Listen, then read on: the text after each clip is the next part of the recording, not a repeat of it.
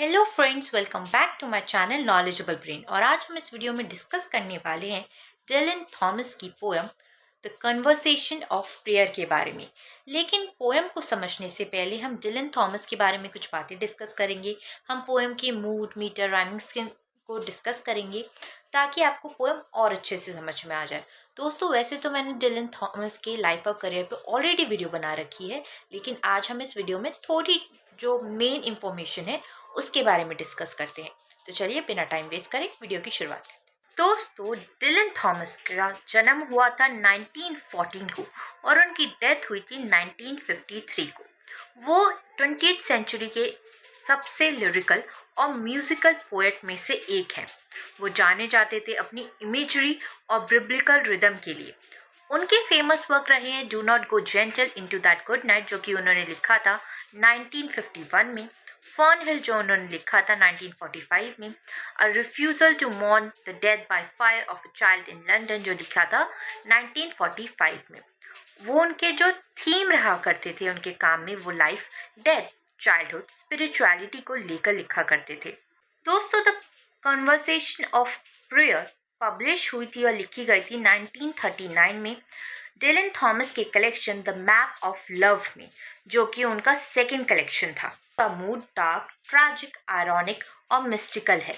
Metre mostly इनैबिक pentameter का use किया गया है, लेकिन कहीं ना कहीं ये इर्रेगुलर है। Rhyming scheme loose slant rhymes है और जो स्ट्रिक्ट राइम्स इस पोएम में आपको देखने को नहीं मिलेगी।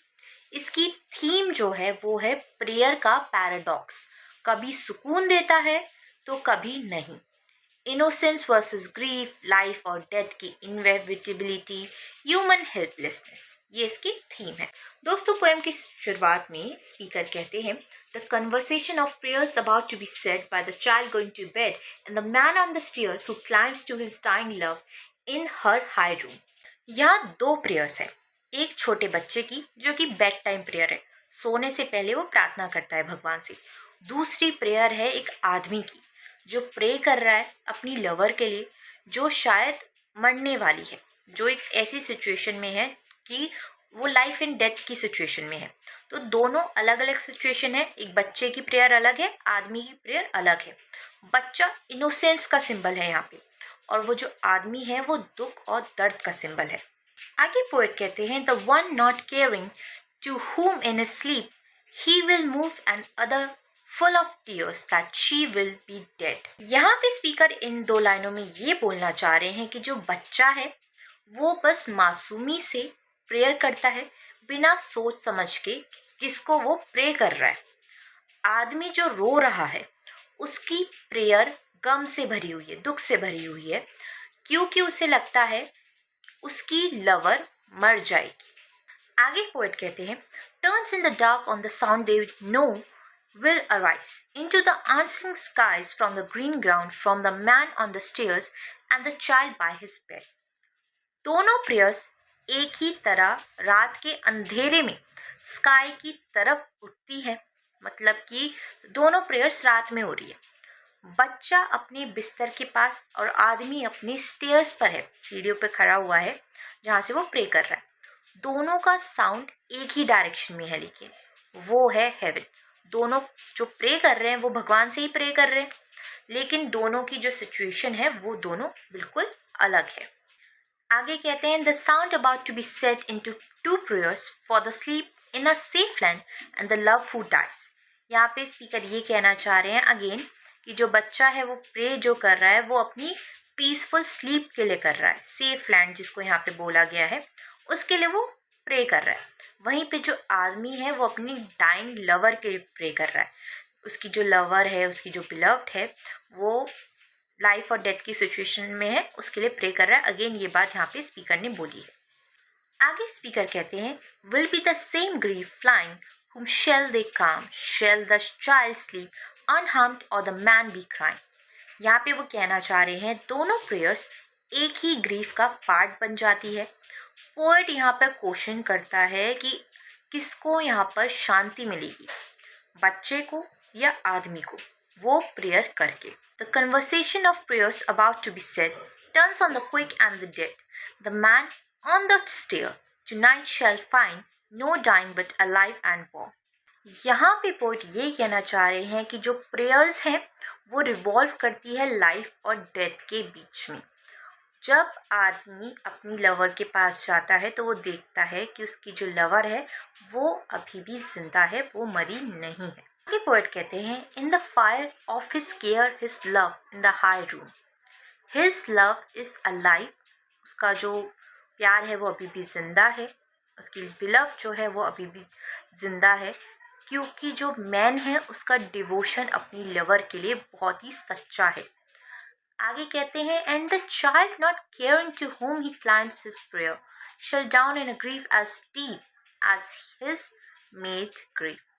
यानी कि ये यहाँ पे कह रहे हैं स्पीकर आगे कि यहाँ पे आयरनी है एक इस पोएम में देखने को मिलती है कि जो बच्चा है जो कैजुअली प्रेयर कर रहा था, उसे पता भी नहीं कि वो किसको प्रेयर कर रहा है, क्यों प्रे कर रहा है, उसको किसी ने बताया कि तुम्हें प्रे करनी है सोने से पहले और वो कर रहा है, लेकिन उसके जो सपने में उसको डेथ दिखाई देती है, उसको दुख दर्द एक्सपीरियंस होते हैं, जबकि वो क्या प्रे कर रहा था कि उसे एक अच्छी नींद आए, लेकिन उसे क्या एक्सपीरियंस हुआ, तकलीफें।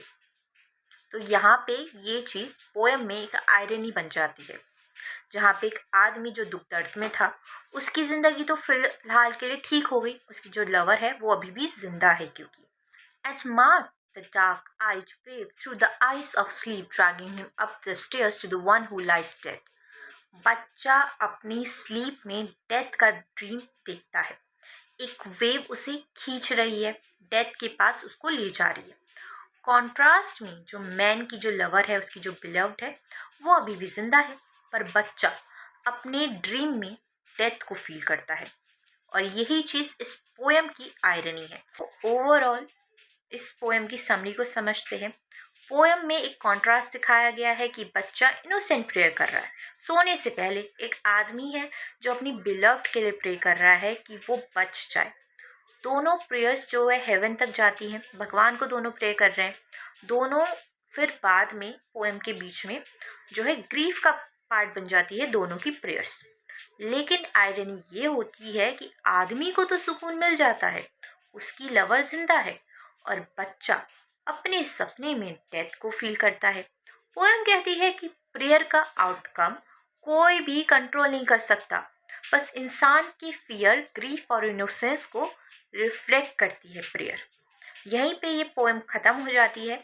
आई होप आपको ये पोएम समझ में आ गई हो, लेकिन अब हम इसके लिटरेरी डिवाइसेस को डिस्कस करते हैं। दोस्तों, इस पोएम में the conversation of prayers about to be said, ये लाइन का रिपीटेशन यहाँ पे यूज़ किया गया है। अगेन यहाँ पे रिपीटेशन लिटरेरी डिवाइस का यूज़ है। लवर अलाइव है, बच्चे को डेथ का सपना आता है, ये चीज़ दिखाती है पैराडॉक्स को। सिंबलिज्म की बात करें तो जो स्टेयर्स है वो सिंबलाइज कर रही है journey of life and death. Green ground जो है मोर्टेलिटी को सिंबलाइज कर रहा है, डार्क आइड वेव डेथ को सिंबलाइज करती है। कॉन्ट्रास्ट है में देखने को मिला है, जैसे मैंने आपको बताया, बच्चे की इनोसेंस वर्सेस आदमी का दुख। इलिट्रेशन लिटरेरी डिवाइसेस का भी यहाँ पे यूज़ किया गया है sound about to be said के जरिए। आई होप आपको ये वीडियो समझ में आ गई हो, और वीडियोस देखने के लिए चैनल को लाइक करें, शेयर करें और सब्सक्राइब करना बिल्कुल ना भूलें। अगली बार फिर मिलेंगे एक और नई वीडियो के साथ। Thank you for watching this video. और अगर आपको इंग्लिश लिटरेचर में कोई स्पेसिफिक वीडियो चाहिए तो आप हमें कमेंट सेक्शन में लिख के ज़रूर बताइएगा।